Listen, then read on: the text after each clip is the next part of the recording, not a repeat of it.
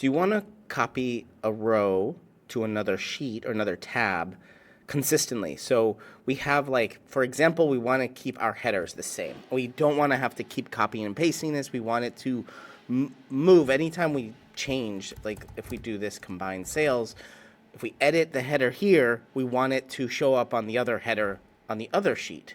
So one thing you might have done already is we could duplicate this sheet. So we can duplicate it. Maybe we have the sales rep name, Andy here, and Bart here, for example. And if we change a value in this header, we want it to change somewhere else. Maybe we rename the headers. We don't want to move them around, but we just rename them.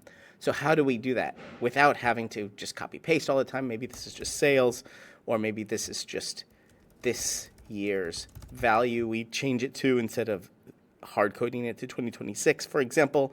And then we see these are different, right? So how do we keep them the same? Well, we can actually delete these and do equals import range. And import range we can use here. We can just copy and paste the URL of the whole entire sheet, just that edit part, and the string range, Andy, exclamation point, 1:1, end parentheses.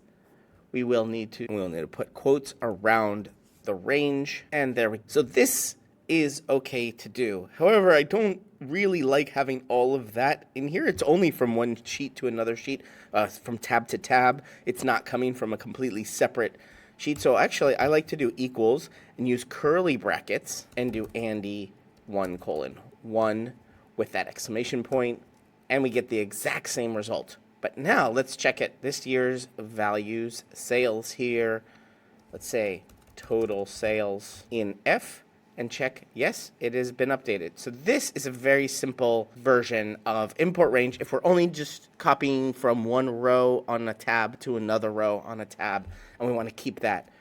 And now we can duplicate this Bart to Carl, and we can see this holds the exact same reference. So hopefully that was really fun and interesting for you.